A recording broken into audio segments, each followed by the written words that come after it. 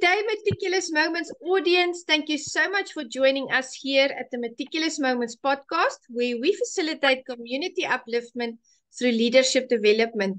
And we have an amazing guest with us today.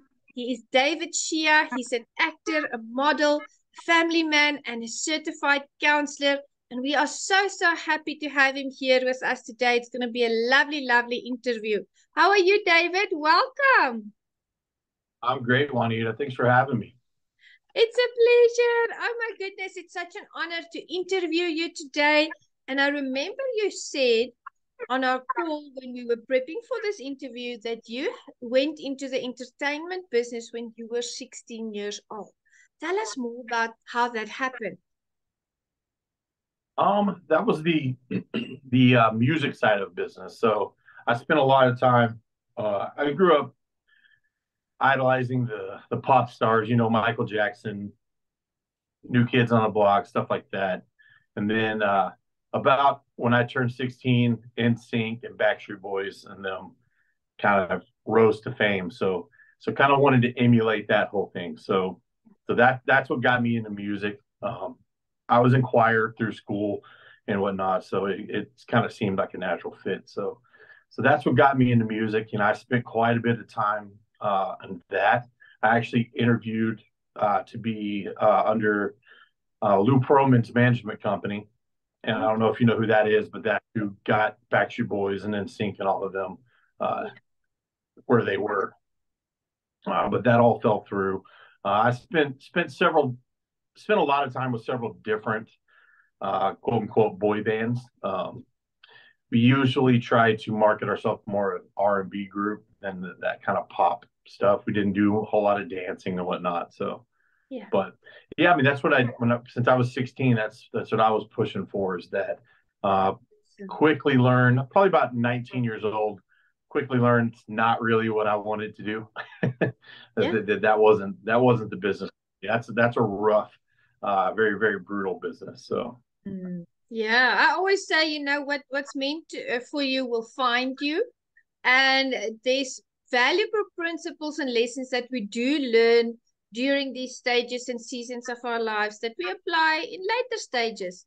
Now, today you do acting, and your career is flourishing. You also have a beautiful family. Tell us, how did you get into the acting space?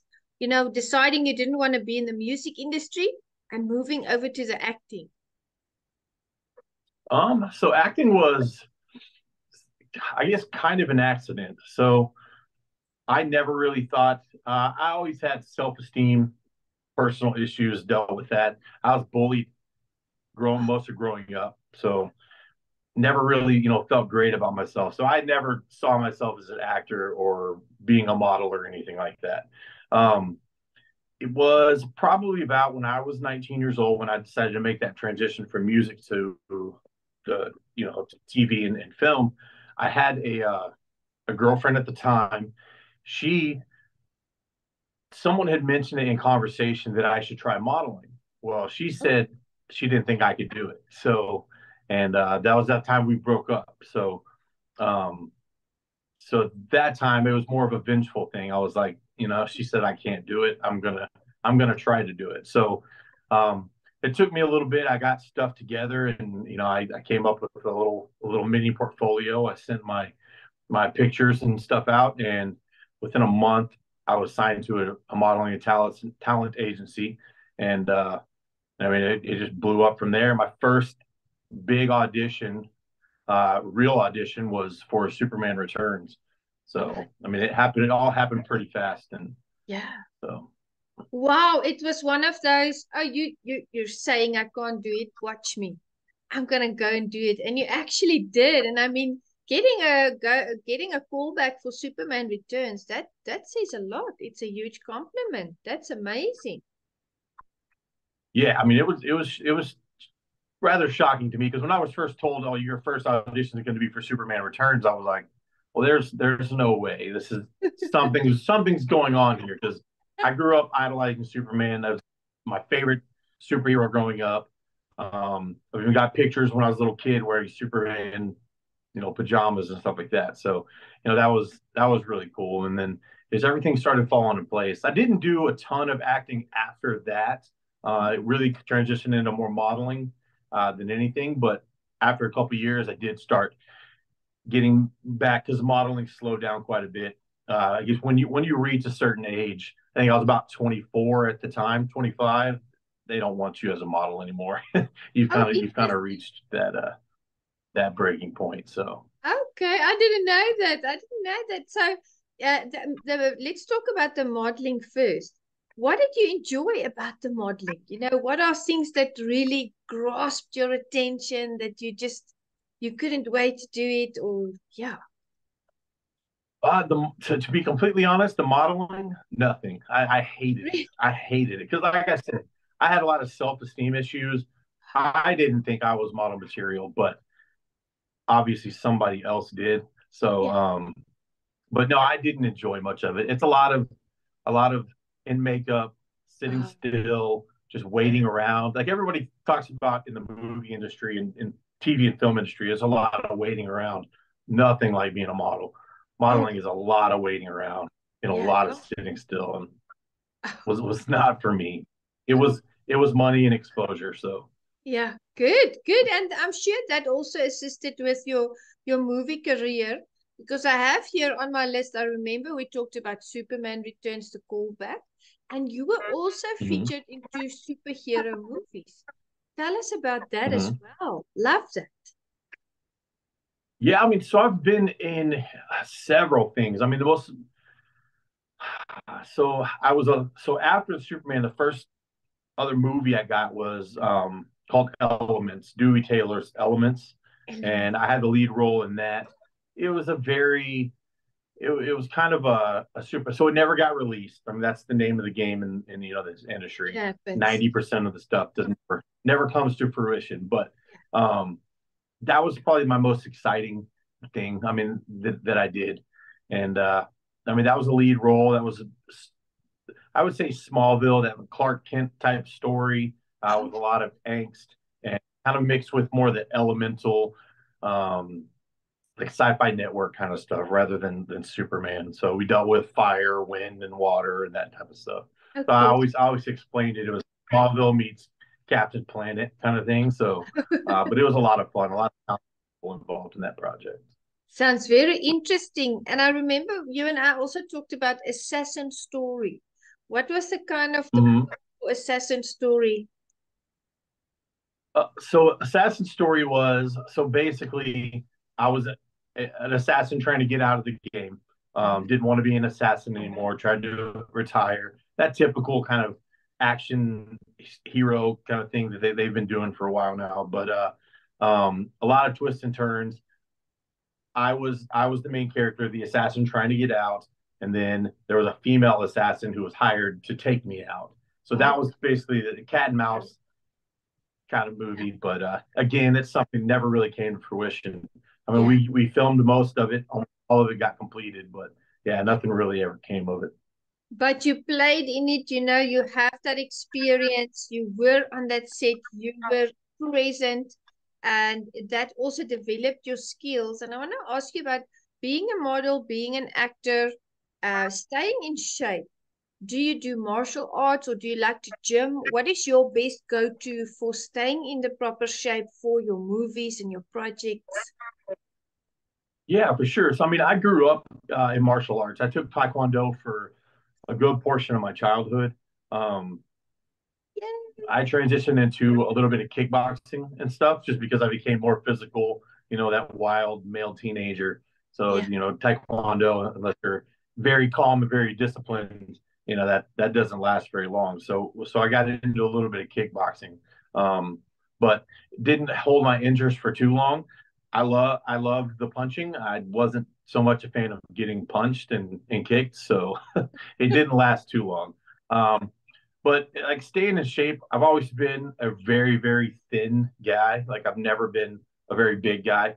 yeah, So I played football growing up more than anything. yeah, But I got hurt a lot because I was a very, very thin guy. yeah. So I really didn't focus on getting into shape and staying in shape until probably about 5 years ago. And Okay. then started getting older. And then, body starts to feel like it might be breaking down. You get kind of paranoid. So then the natural, it seems like it's naturally you have to start fighting that age process. So I Yeah, think that's where that came from. it happens. Yeah. If I may ask, how old are you? I just turned 40 in July. So Oh, okay. No, you have nothing to worry about. You're still young. But I understand when we reach a certain point, we take more note of, our health and our fitness level and our sleeping and hydrating and diet as well. Absolutely. yeah, for sure. I mean, I think society tells us when you start getting 35, 40, they tell you, I mean, I mean, it's all over TV, all over Yeah. movies. I mean, that's old, especially when you're young. Like you feel like it's old, and then you reach that, and it's like, that's not that old. Still got No, a whole nother 40, 50 years to go. So it's like exactly. starting life all over. Exactly. And we're just we're wiser now. I remember when I turned 30 years old, I was very depressed. I thought my life was over.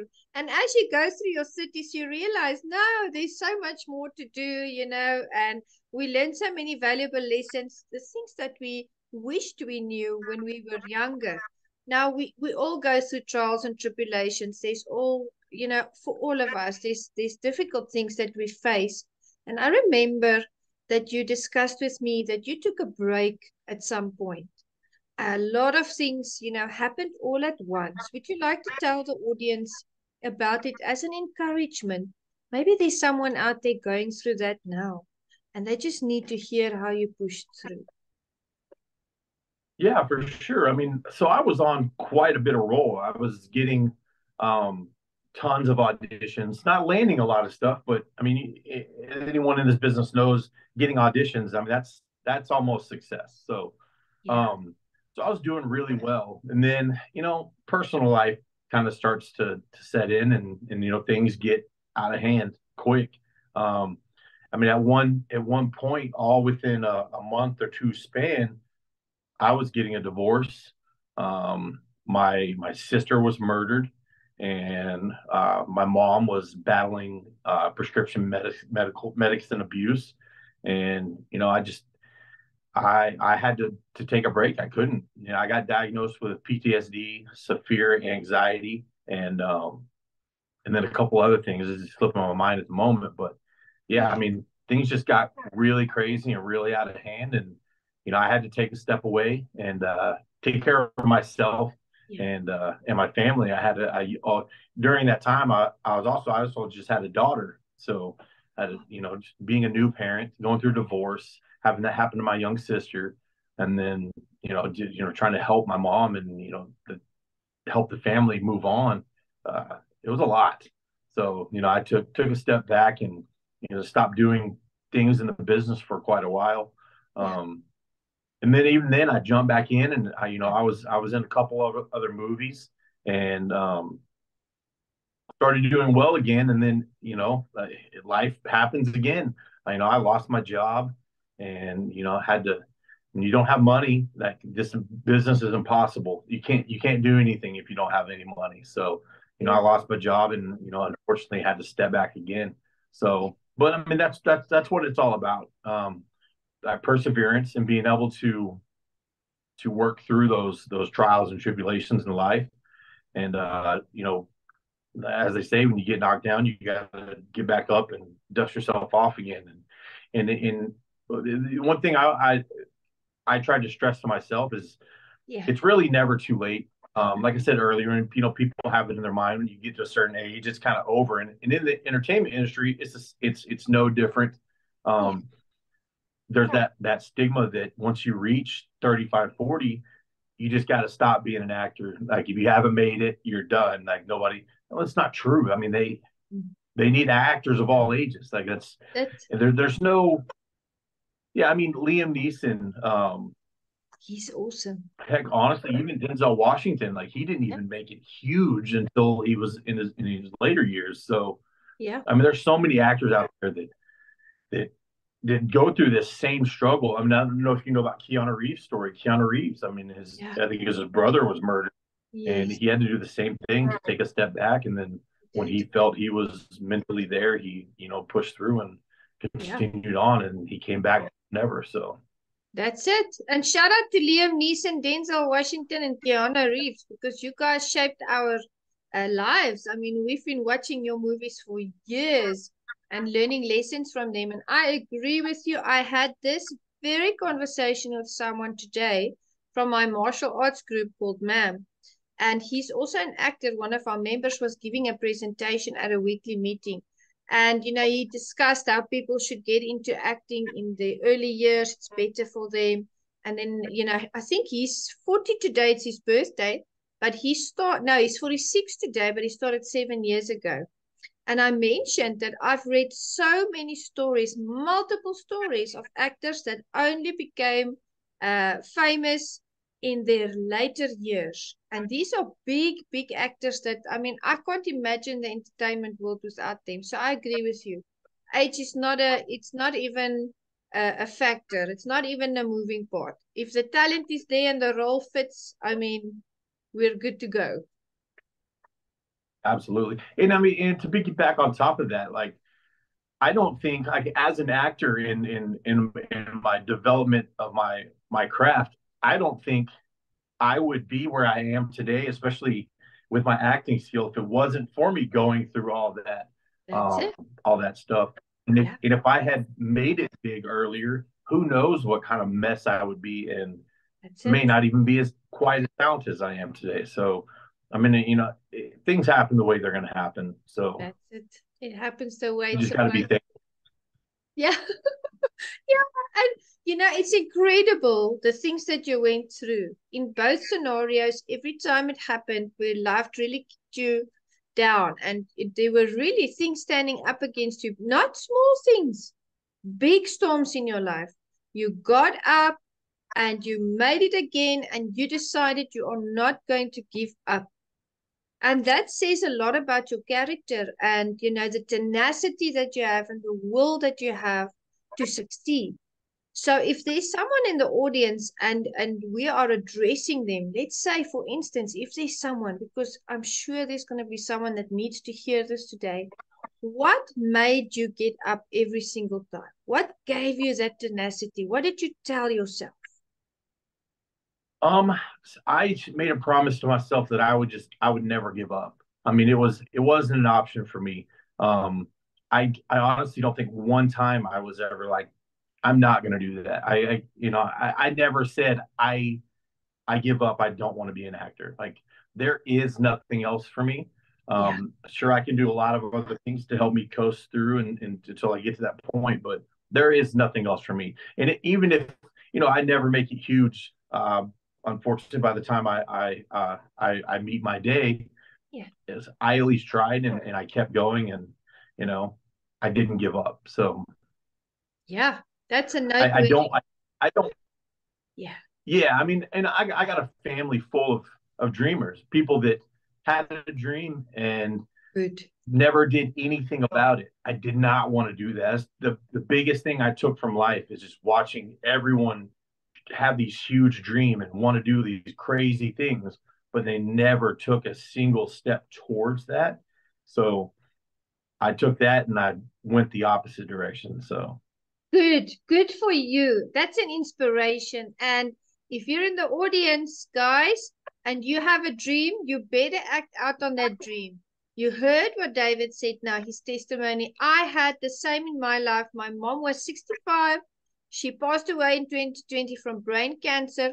And on her deathbed, she said, Juanita, when you go back home, you're going to live with intention. You're going to follow your dreams because she was 65. She still wanted to travel certain places in the world. She still wanted to meet people, learn how to play certain instruments.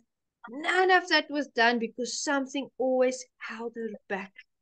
Don't let that be you. Live your life, follow your dreams, and don't let anybody take you off your course. I agree with you, David.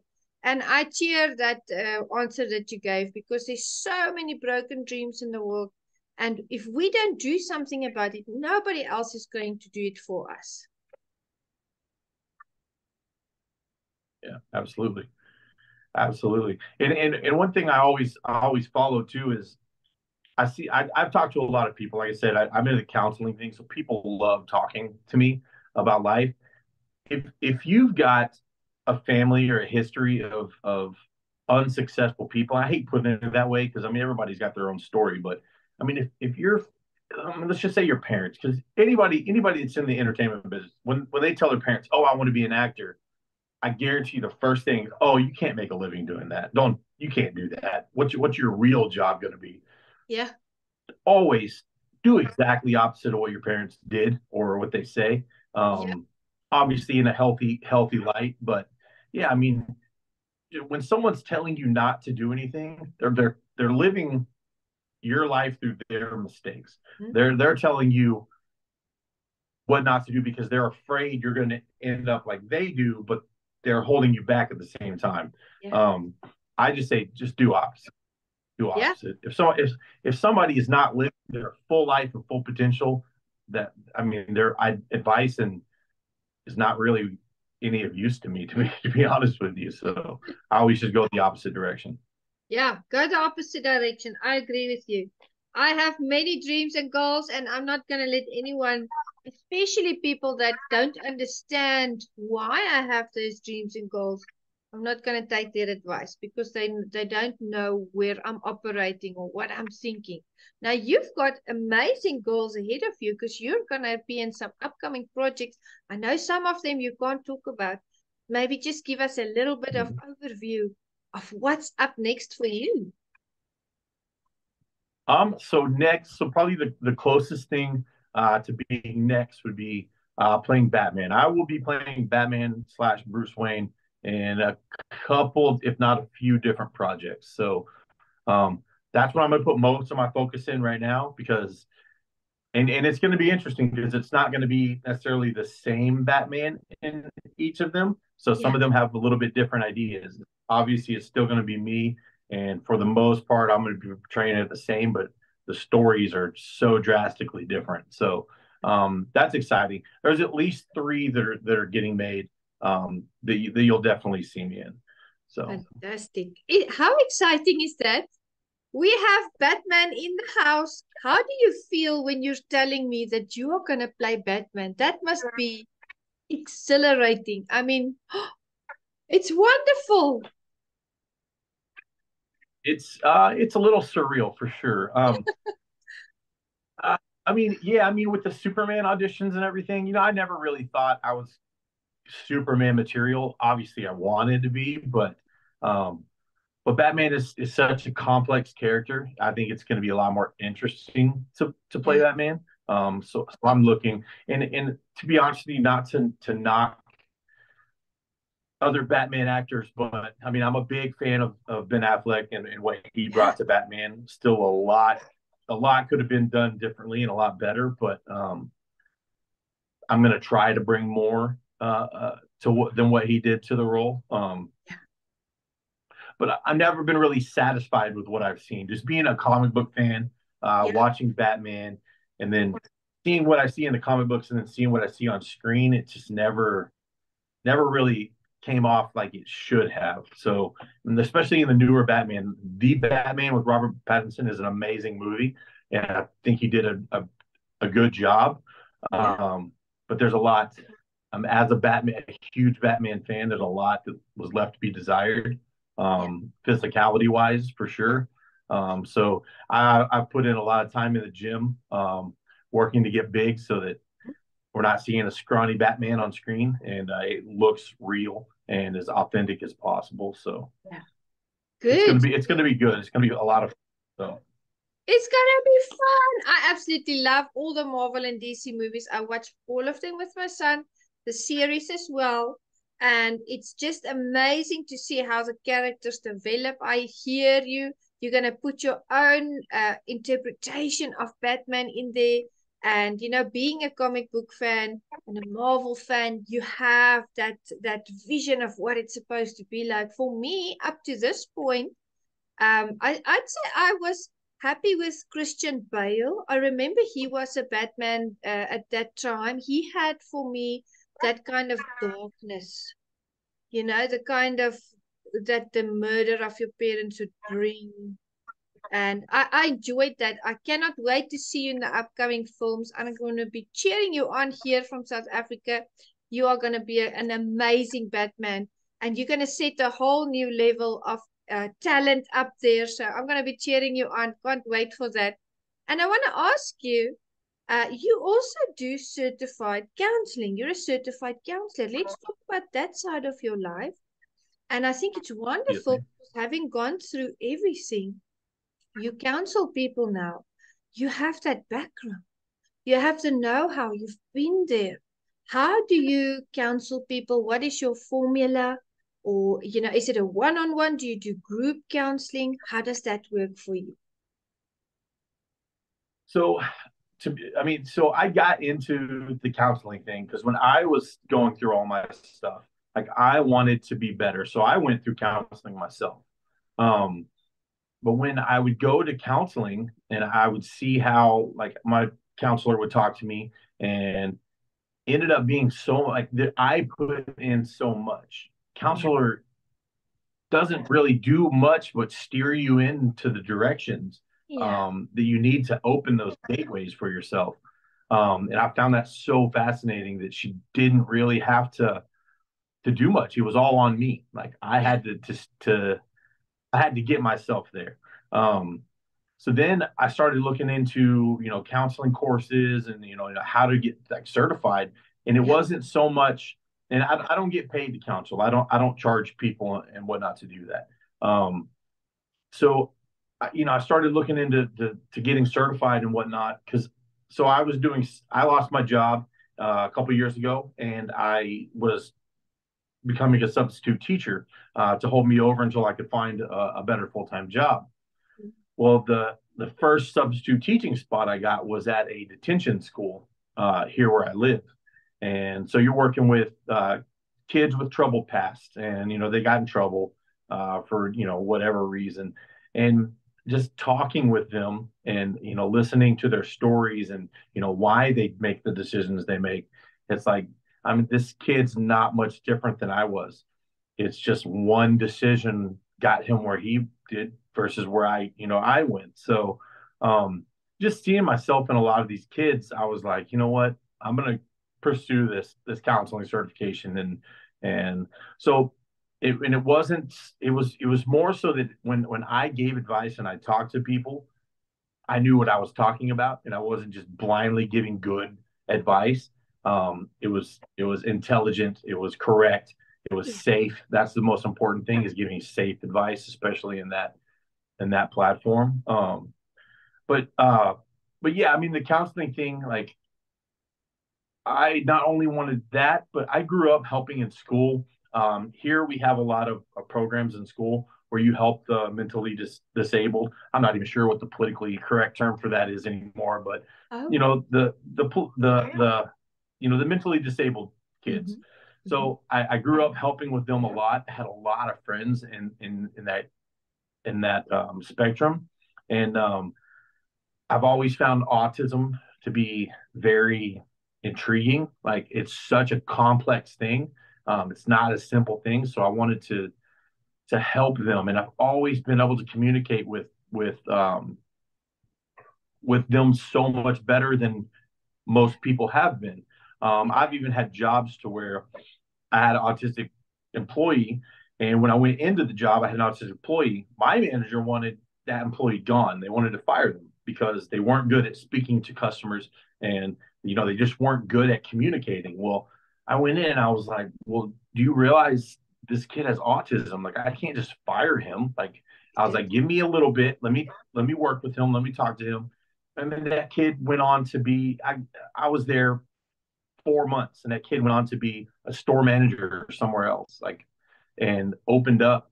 I even saw him the other day. Man, me and my coworker went to a bank, and he thanked me again. Like he thanks me every time I see him. Like Yeah. he thanks me for helping him open up and Yeah.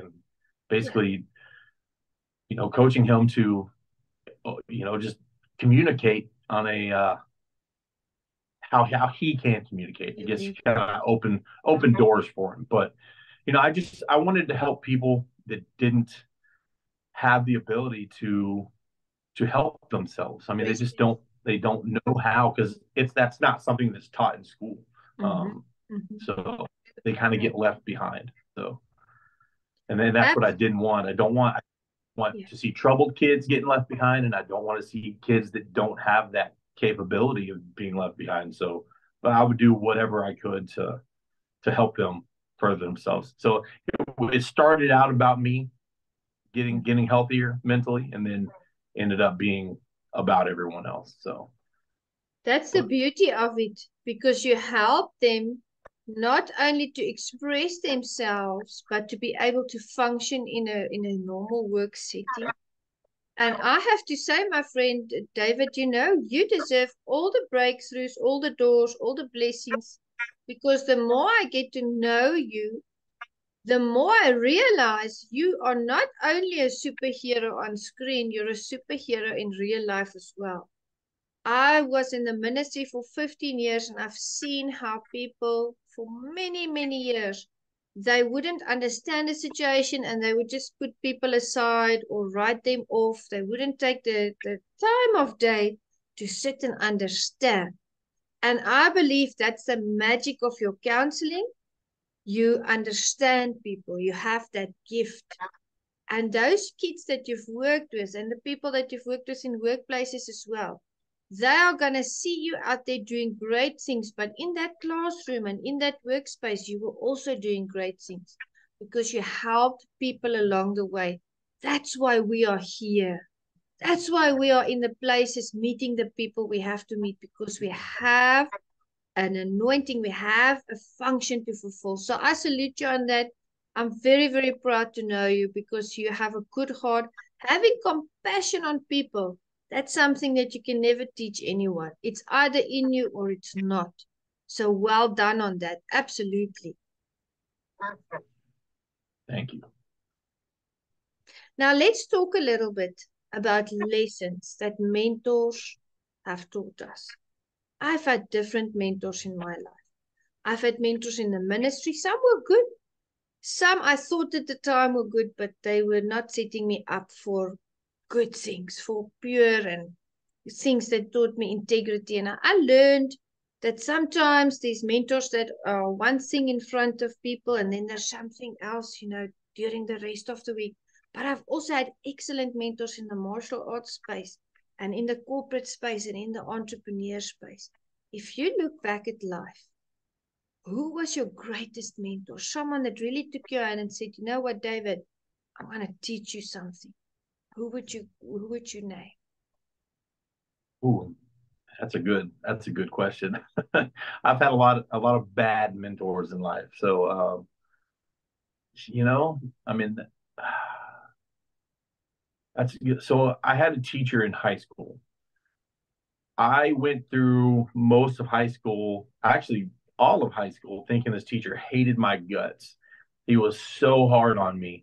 He almost failed me to where I wasn't able to graduate high school. So I I just thought this guy hated me, and he pushed me and pushed me and pushed me. And there were times we got into yelling matches in back in school, and I just did not understand, like, why does this guy hate me so much? Well, then graduation day, he wrote me a letter, and then telling me why he was so hard on me and pushed me. And then, so that's Mr. Biggs in my school. Everyone knows him because he wrote the textbook. The textbook was written by him. So Good. it was tough. But yeah, I mean, then he wrote me a letter and then explained why he was so hard on me, and he saw more in me. I had ADHD really bad, so like I had to be removed from the classroom so that I could be by myself to work on stuff, Yeah. or else I got distracted by anything and everything in the classroom. Um, so like he saw something in me that no one else saw. So that would probably be my biggest mentor, even though I didn't know it at the time. I didn't know these lessons were lessons. I thought I was just being picked on by him. Yeah. But you did definitely him for sure. Other than that, I've had a lot of horrible mentors in life. Like I said earlier, like a lot of people steered me in the wrong direction. So most of the time when someone's trying to be a mentor, I go the opposite direction. So Yeah. I think that's a good thing though. You know, we grew up, David, in a time when the schools didn't understand ADHD yet. I Oh, absolutely. remember that they tried all of us to do the same thing and behave the same way, and some of us just weren't able to do that because they didn't understand ADHD. They didn't have the research, they didn't have the know-how or the training.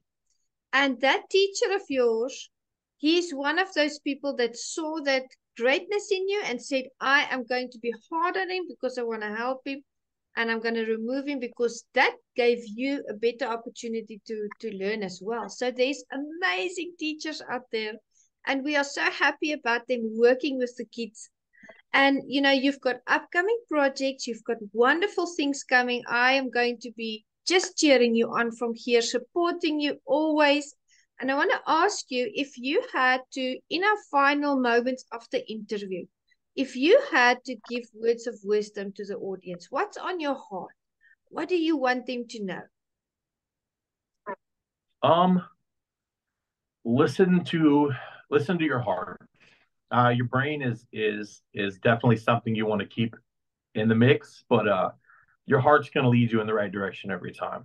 And even if you feel like it didn't, and you end up heartbreak, that's just a lesson in life. You build off of that. Life, I don't know where my life would be if I didn't have all those failures and all those roadblocks and all the heartbreak. If I've always been heart first, like heart first, don't think about it, just do it. And now, don't get me wrong, there's times where I've overthought way too much, but for the most part, it's all been heart. Follow my heart. And if it doesn't work, then that's a life lesson, and you just build on top of that. I mean, you learn. Like the easiest way and best way to learn in life is just follow your heart, stumble, fall, get back up, and change direction. Don't listen to people. People will. I don't want you to not listen to people. Watch the advice you get. People, even as successful as they want you to be, they don't want you to be more successful than them. So sometimes people will purposely steer you in the wrong direction. And that's the thing about psychology and stuff is they may not even be realizing they're doing it. But most of the time people are steering you in the wrong direction with their advice. If they're questioning your decisions, then you might want to question them. So always listen to your heart. Don't be afraid to fail. The people that are afraid to fail are usually the ones that end up failing. So that's it. That's it. That's very good advice, guys. Absolutely listen to David. This is Meticulous Moments. We have David Shea in the house. He's awesome, a real life hero, and we're signing out from South Africa. And where are you situated, David? I am right outside of Dallas, Texas. Dallas, Texas, South Africa, here in the same room. And thank you so much for joining us, David. This has been an honor. It's been a privilege. God bless you always. And we are cheering you on. Thank you so much for making the time. Absolutely. Thank you so much for having me on, Juanita. It's a pleasure. Speak to you soon. Bye-bye. Bye.